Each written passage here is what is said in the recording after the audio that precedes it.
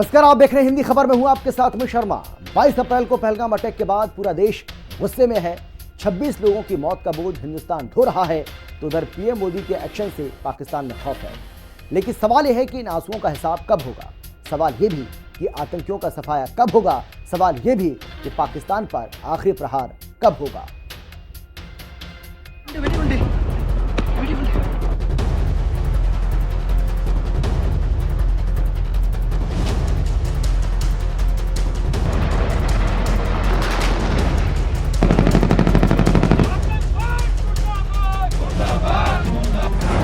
हिंदुस्तान की सेना तैयार, पाकिस्तान में हाहाकार।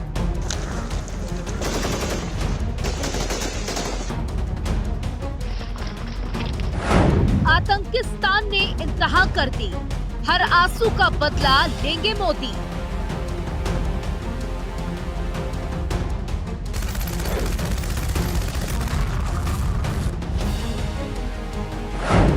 पूरे देश की अब यही पुकार, आतंक पर हो आखिरी प्रहार।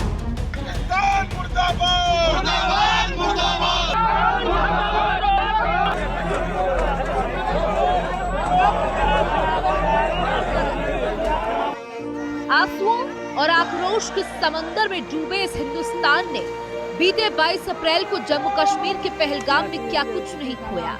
26 जिंदगियां, आजादी के तराने, खुशियों के गीत और मन की नींद।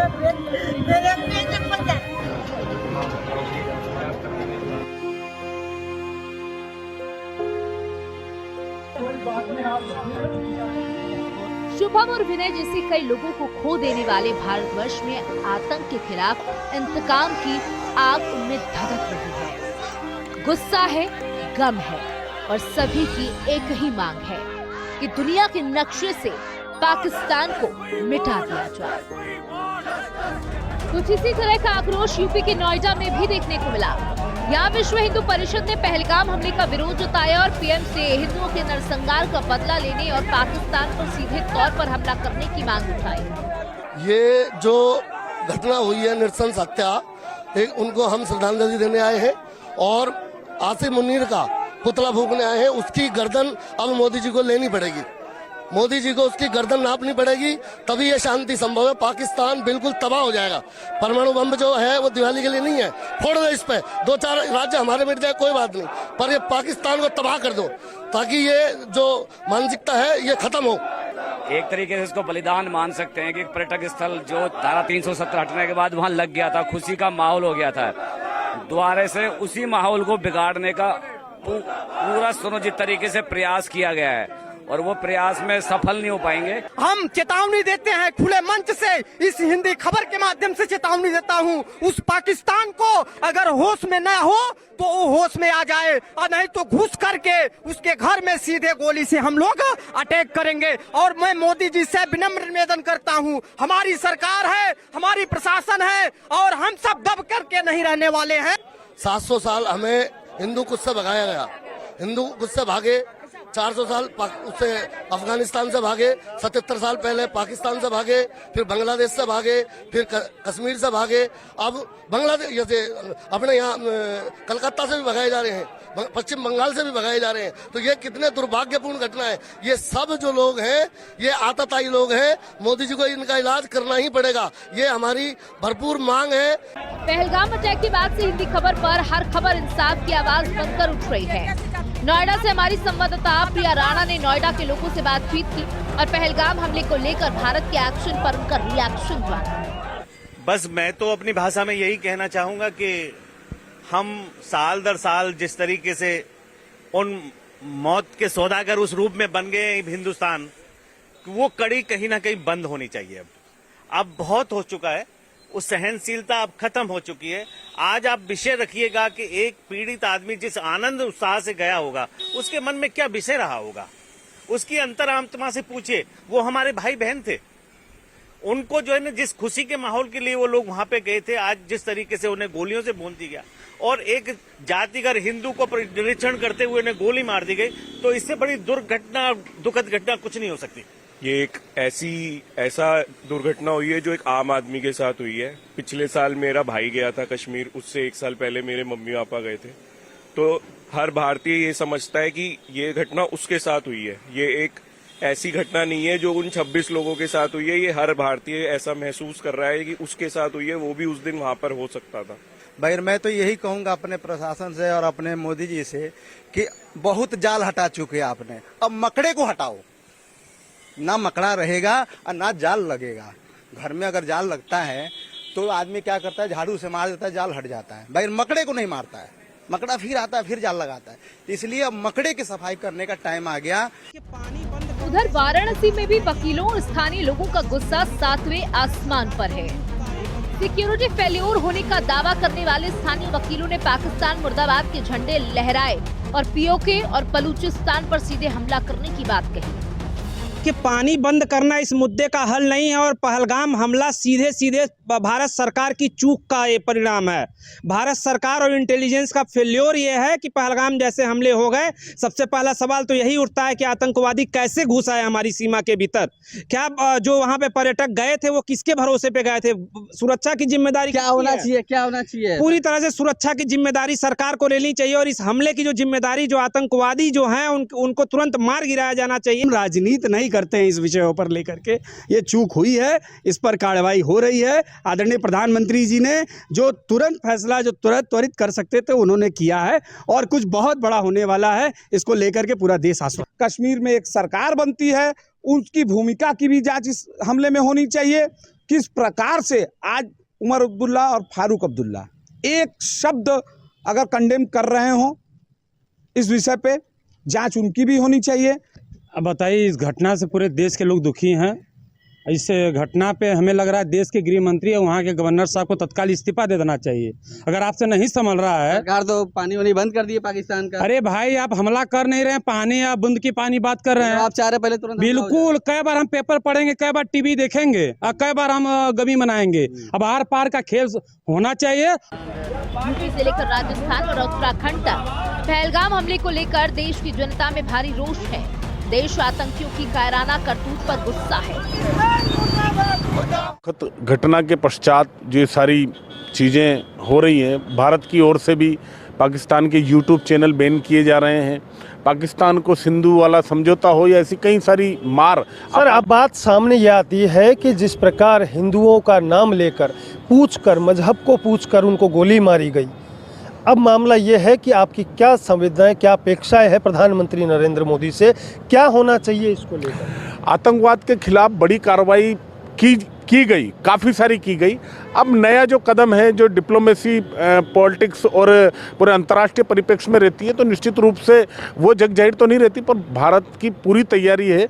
और देखना, ये आतंकवाद जड़ से अगर ख़त्म होगा, पूरे विश्व में और शांति का प्रतीक भारत ही स्थापित कर पाएगा। हाँ, इसके पहले थोड़े कठोर निर्णय जो हो रहे हैं और ज़्यादा कठोर होंगे।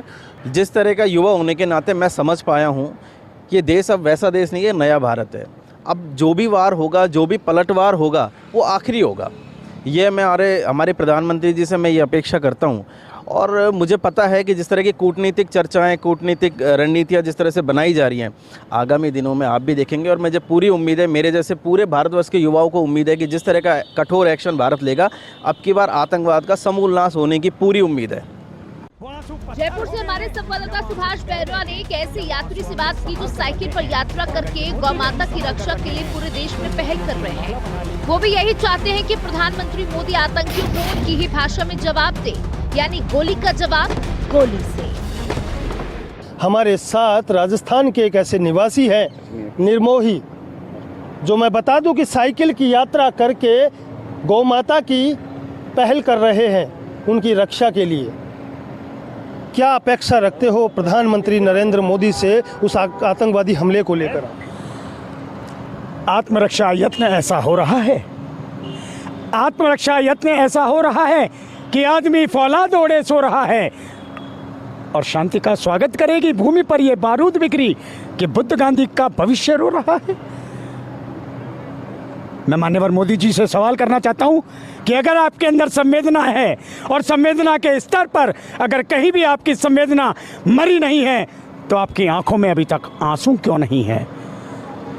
वो आंसू पत्थर हो गए हैं या वो आंसू बह गए हैं या वो आंसू आपने संभाल कर रखे हैं। और अगर ये मोती कहीं संभाल कर रखे हैं तो उन मोतियों की माला बना लेना और ध्यान रखना, जय भारत जय हिंद का नारा तब देना होगा जब एक एक के घर में घुसकर उनको कुत्तों की तरह मारना होगा। वंदे भारत। उधर देवभूमि उत्तराखंड में पाकिस्तान का विरोध जारी है। यहाँ स्थानीय लोगों ने पाकिस्तान विरोधी नारे लगाए और पाकिस्तान का पुतला जलाकर अपना विरोध दर्ज कराया। हमारे संवाददाता अशोक कुमार ने लोगों से बातचीत की और उनके आक्रोश की वजह जानी। चाहे किसी और देश के द्वारा, ये सिर्फ इसलिए है, इसलिए धर्म पूछा गया ताकि हिंदू और मुसलमान आपस में लड़ पड़े, मगर ऐसा कुछ नहीं। हमारे हिंदुस्तान में हिंदू मुसलमानों में भाईचारा है।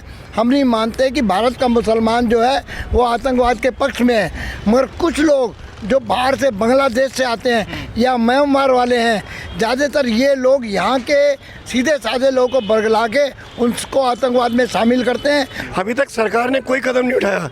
सरकार सिर्फ बातें कर रही है, अभी कोई कदम नहीं उठाया। ऐसे कदम उठाना चाहिए कि पाकिस्तान को सबक सिखा दिया जाए कि आगे कभी भी हमारे ऊपर वो आँख उड़ा के देख भी ना पाए, किसी प्रकार का आतंकवादी हमला बिल्कुल ना हो, क्योंकि हमारा देश जो है शांति प्रिय देश है। हम चाहते हैं हम सब मिलजुल कर एक होकर रहें, लेकिन पाकिस्तान को सबक सिखाए बिना हम नहीं रहेंगे। और हम मोदी जी से ये कहना चाहते हैं कि पाकिस्तान को सबक सिखाए और दोबारा से हमारे ऊपर इस तरीके से आतंकवादी हमले ना करवाए, क्योंकि उन्हीं के कहने पर ये आतंकवादी हमले होते हैं। कार्रवाई नहीं हुई है, लेकिन मोदी जी और ये सब रणनीति बना रहे हैं जो कि ठोस कार्रवाई जरूर होगी। मोदी ने कहा है मिट्टी में मिला देंगे तो ज़रूर मिला देंगे। अगर उन्होंने आश्वासन दिया है तो अभी हम सिर्फ उनका एक इंतज़ार कर रहे हैं। जो उन्होंने अभी अपने स्पीच में बोला है मिट्टी में मिला देंगे, बहुत बड़ा शब्द होता है और मैं समझता हूँ मिट्टी में ज़रूर मिला देंगे और उनकी रणनीति ज़रूर बनेगी। जैसे उन्होंने वहाँ पर एक स्ट्राइक करी थी, एयर स्ट्राइक करी थी, तो ये भी बहुत तगड़ी एयर स्ट्राइक होने वाली है।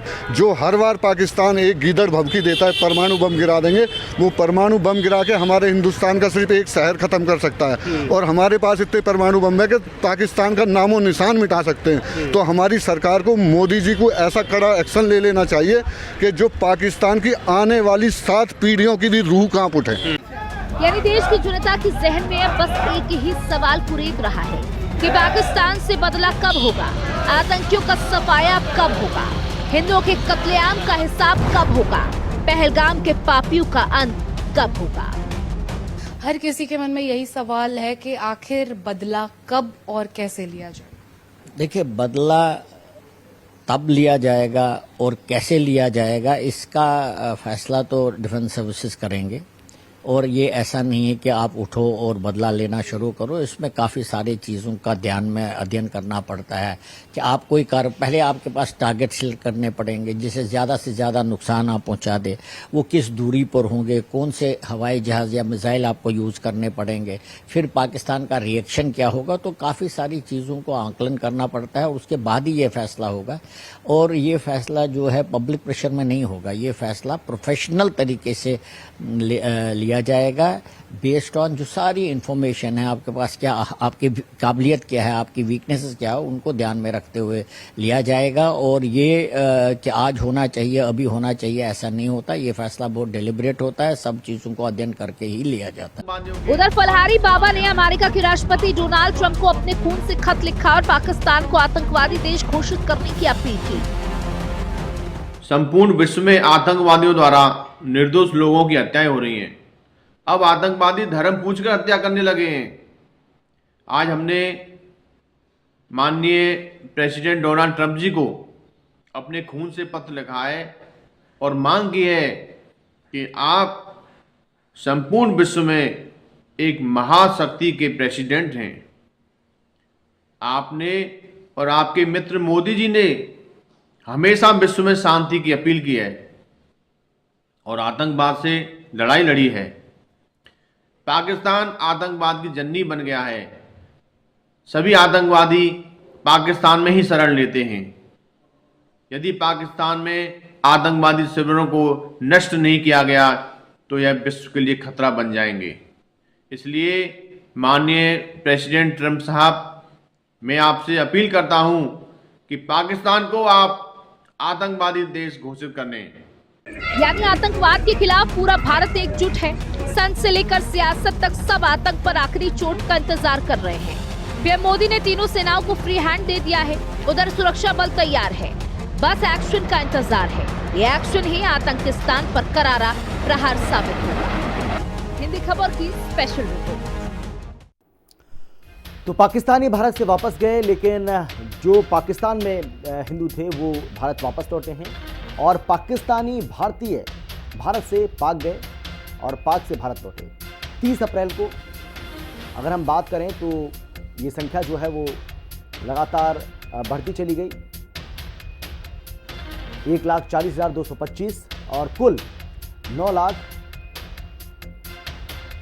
से भी ज़्यादा ये संख्या है। पाकिस्तानी वापस गए, भारतीय वापस लौटे हैं। पाकिस्तानी भारतीय भारत से पाक गए और पाक से भारत लौटे। 24 अप्रैल की बात कर लेते हैं, 81,105। 25 अप्रैल को 1,91,287। 26 अप्रैल को 81,342। 27 अप्रैल को 2,37,116।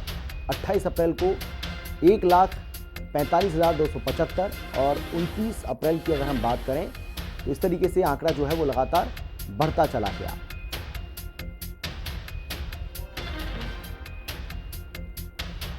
चलिए आगे बढ़ते हैं, और तो किस तरीके से ये ट्रिपल अटैक जो है वो देखने को मिल रहा है, ये भी आपको